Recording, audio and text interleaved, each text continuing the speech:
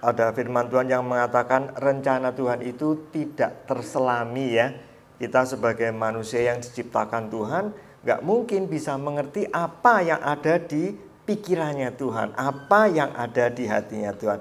Nah, kita mau belajar pagi hari ini dari beberapa pahlawan iman, saya katakan, dari tokoh-tokoh Alkitab. Bagaimana orang-orang ini menerima atau mendapatkan rencana Tuhan.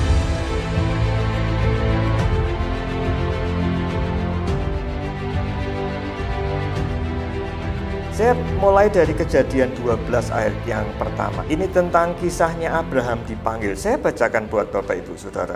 Berfirmanlah Tuhan kepada Abram, pergilah dari negerimu dan dari sanak saudaramu dan dari rumah bapamu ini ke negeri yang akan kutunjukkan kepadamu.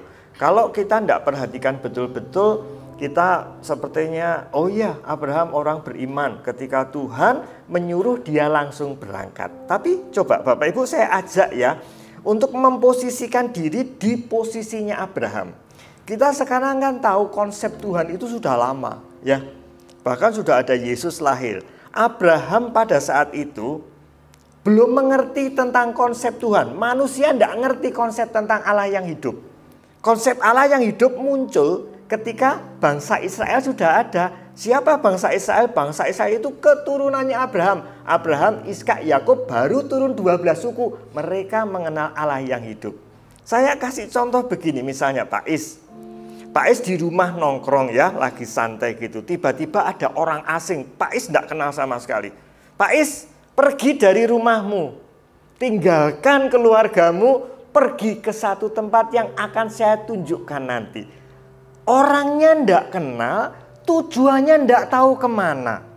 Tapi kita bisa baca, Abraham itu nurut loh. Abraham pergi dari rumahnya, meninggalkan segala sesuatunya, padahal di sana tuh Abraham sudah enak hidupnya. Punya istri yang cantik, dia sudah punya kambing domba yang banyak, disuruh pergi oleh orang yang dia tidak kenal sama sekali. Keluarganya penyembah berhala, taunya Allah yang tidak hidup. Tapi ketika disuruh pergi, dia pergi. Satu lagi Bapak Ibu. Kalau ingat tentang Nuh ya, saya bacakan buat Bapak Ibu. Satu ayat saja. Kejadian 6 ayat yang ke-14. Begini bunyi firman Tuhan. Buatlah bagimu sebuah bahtera dari kayu gofir. Bahtera itu harus kau buat berpetak-petak dan harus kau tutup dengan pakal dari luar dan dari dalam. Sekali lagi kalau kita mikir, oh ya Nuh disuruh bikin bahtera ya. Kita kan sudah punya konsep ya, transportasi air, transportasi darat, bahkan transportasi udara, bahkan pesawat ulang-alik sudah ada. Jadi kita membaca ini seolah-olah biasa saja. Tapi Bapak Ibu tahu enggak, kapal penumpang ya, baru ditemukan sekitar tahun 3000 sebelum Masehi. Yang bikin pertama kapal penumpang itu adalah orang-orang Mesir. Karena teknologinya pada waktu zaman purba Mesir memang paling maju. Bapak Ibu tahu Nuh hidupnya kapan? Nuh 3000 tahun sebelumnya. Bapak Ibu saya ajak di posisinya Nuh Pak Yusak. Pak Yusak buatlah apa itu?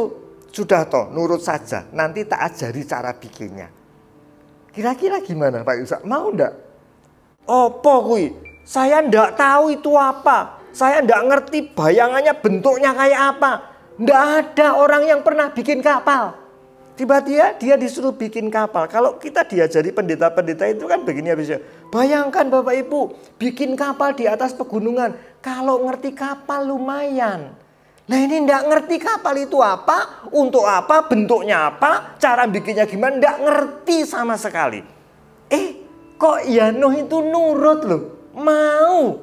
Saya punya satu poin Bapak Ibu, kalau kita pikir ya, setiap kita yang mendapat rencana Tuhan atau mendapat visi Tuhan, yang perlu kita tahu yang pertama adalah rencana Tuhan itu pasti melampaui logika manusia. Kalau masih dijangkau dengan logika manusia, itu kita perlu ragukan rencana Tuhan atau bukan. Kita baca tadi dua tokoh ya. Rencana Tuhan itu pasti melampaui logika dan akar pemikiran manusia. Jadi gimana respon kita kalau terima rencana Tuhan? Wong ndak bisa dipikir, bahkan ndak ngerti bayangannya seperti apa. Kalau Bapak Ibu dapat rencana Tuhan, kira-kira responnya bagaimana? Ada yang mau menjawab? Ndak usah dipikir. Dan ndak bisa dipikir kok. Mau dipikir dengan apa? Ndak nyandak Bapak Ibu. Ndak usah dilogika. Terima saja. Seperti Nuh, seperti Abraham tadi. Ndak ngerti mereka sama sekali. Mau dibawa kemana? Abraham juga ndak kenal ini siapa. Tiba-tiba datang nyuruh. Tapi mereka berdua itu menerima saja. Apa yang ndak masuk di pikiran mereka. Ndak masuk di akal mereka. Mereka terima saja. Ini tidak gampang Bapak Ibu Saudara, tapi kita mau belajar ya bahwa rencana Tuhan itu pasti melampaui apa yang kita bisa pikirkan. Yang kedua Bapak Ibu, saya kasih contoh nih, Yusuf. Kenal Yusuf ya? Seorang anak yang menjadi kesayangan ayahnya. Kemudian dia mendapatkan mimpi. Nah, Yusuf ini mengatakan begini di kitab Kejadian 50 ayat 20. Memang kamu telah mereka-rekakan yang jahat terhadap aku, tetapi Allah telah mereka-rekakannya untuk kebaikan, dengan maksud melakukan seperti yang terjadi sekarang ini, yakni memelihara hidup suatu bangsa yang besar. Kita tahu ini dikatakan Yusuf kepada saudara-saudaranya setelah Yusuf menjadi penguasa di Mesir. Dia ingat betul bagaimana saudara-saudaranya memperlakukan dia.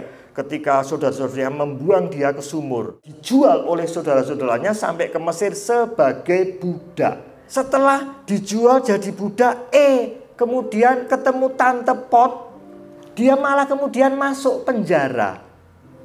Yusuf itu menderita sekian tahun. Kalau kita hitung-hitung 22 tahun dia menderita. Baru setelah itu Tuhan genapi rencana atau visi yang sudah Tuhan berikan. Dia akhirnya menjadi penguasa di Mesir. Kita bisa belajar apa dari peristiwa Yusuf ini? Bisa dipastikan rencana Tuhan yang diberikan kepada setiap kita itu selalu berlawanan dengan kenyamanan daging kita. Jadi jangan heran Bapak Ibu ketika kita mau menuju kepada satu rencana Tuhan, kadang-kadang kita butuh bergumul, kadang nangis-nangis, rekoso, rasanya capek. Meskipun kita harus, saya katakan apa ya, bahasa modern mungkin keluar dari zona nyaman, seperti makanan tidak enak. Pokok telan saja. Karena kadang-kadang makanan itu tidak enak di mulut, tapi untuk perut kita, untuk tubuh kita itu bisa menyehatkan. Yang ketiga. Nah, yang ketiga ini saya ambilkan dari satu tokoh Alkitab namanya Yosua. Masih ingat Yosua ya? Yosua itu adalah abdinya Musa. Musa ini dididik dengan banyak sekali ilmu-ilmu dari Mesir. Musa ini bisa berbagai macam bahasa. Kenapa? Mesir itu jajahannya banyak. Kalau mengunjungi daerah jajahannya pasti orang-orangnya bisa mengerti bahasa lokal.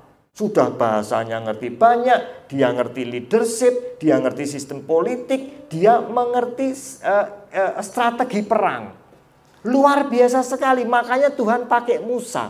Akhirnya untuk memimpin bangsa Israel keluar dari tanah Mesir. Orang sekapasitas Musa saja dimarahi oleh bangsa Israel, bangsa yang bebal itu. Abdinya si Yosua ini tidak punya pendidikan formal seperti Musa. Dia hanya ngikut terus kemana-mana Musa pergi. Dan ketika Musa mati, Yosua itu disuruh menggantikan Musa. Nah, ketika Yosua menggantikan Musa, Tuhan mengatakan begini kepada Yosua.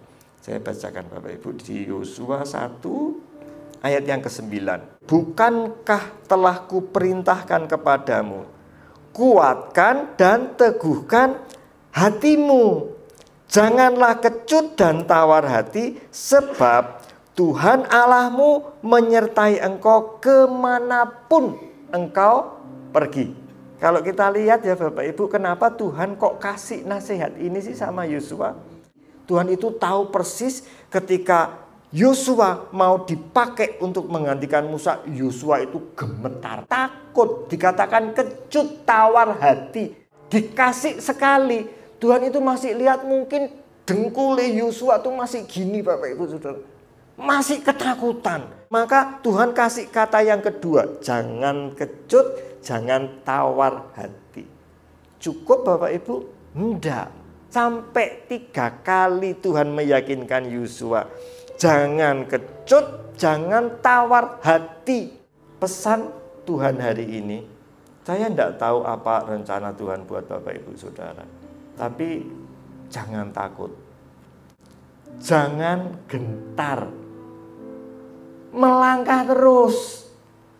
Jangan mundur. Allah yang hidup itu menyertai engkau, menyertai Bapak Ibu Saudara sekalian kemana Bapak Ibu Saudara akan pergi.